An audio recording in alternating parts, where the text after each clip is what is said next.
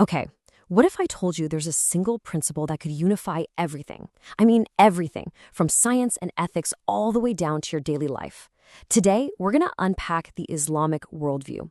Think of it as a framework, a mental model that does just that. We're going to break down its core ideas and see how they connect to some of the biggest questions we're all facing in the modern world. So here's our roadmap. We're going to build this thing together, piece by piece. First, we'll look at the one unifying principle that's at the heart of it all. Then, we'll explore humanity's purpose as a kind of steward.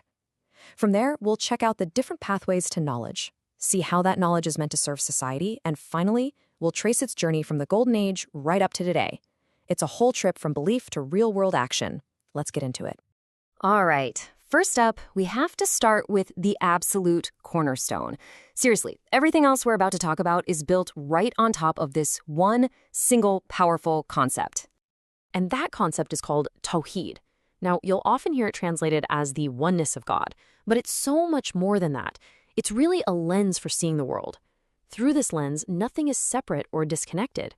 Science, art, ethics, your family life, it's all seen as different threads in one single unified reality. This one idea just completely dissolves the barrier between what we might call sacred and secular. It's all part of the same whole. Okay, so if everything is part of one unified creation, where do we fit in? What's our role in all of this? Well, this worldview offers a really powerful answer. It gives us a clear blueprint for human purpose and, you guessed it, responsibility. The key idea here is Khalifa. You'll hear it translated as steward or vicegerent, but listen, this isn't about being a passive caretaker, just kind of watching over things. No, this is a dynamic, active role. It's a responsibility for the planet, for each other, for all of creation. It basically reframes our whole existence as a position of profound trust. And that leads to this incredible dual-track mission for life. On one hand, you have the spiritual dimension of worship, but that's fused, totally intertwined, with a practical, worldly responsibility to actively make society and the environment better. The thing is, in this view, they aren't two separate jobs. They're just two sides of the exact same coin. Okay, so you've got this big purpose as a steward. That's great. But how do you know what to do? How do you get the understanding you need to actually fulfill that role? Let's take a look at the toolkit. Now, this is where it gets really interesting, because it's all about balance. Knowledge isn't just a one-way street. You have the primary sources of guidance, the Quran, which is seen as divine revelation, and the Sunnah, the traditions of the Prophet. But you're meant to engage with them using the intellectual tools you've been given. Aql, which is your reason and logic, and Qalb, which is your spiritual heart or intuition. It's this beautiful partnership between revelation and human reason.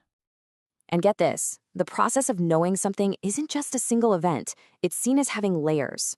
It starts with ilm al-yaqeen, which is knowledge by information. That's like reading in a book that honey is sweet. Then you have ayn al-yaqeen, knowledge by seeing. You actually see the jar of honey. But the deepest, most profound level is haq al-yaqeen, knowledge by experience. You taste the honey.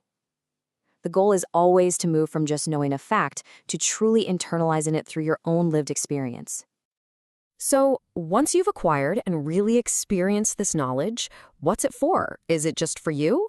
Nope. It is not meant to be kept to yourself. It's designed to be put directly into service for the good of the entire community. I have to say, this next concept is incredibly practical.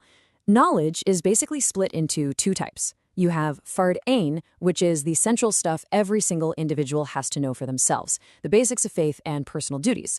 But then you have Fard Kifaya, and this is a communal obligation. This means the community as a whole needs people to be doctors, engineers, teachers, farmers.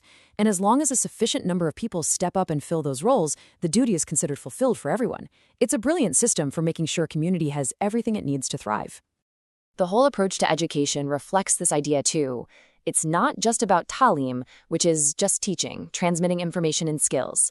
That has to be paired with tarbiyah, which is all about nurturing a person's entire being, their character, their ethics, their full potential. So real education isn't just about making you smarter, it's about helping you become a better, more complete human being. And please don't think this is all just ancient philosophy.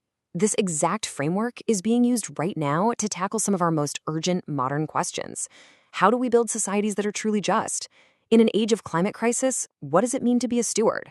In a world lived online, what does it mean to be an ethical digital citizen?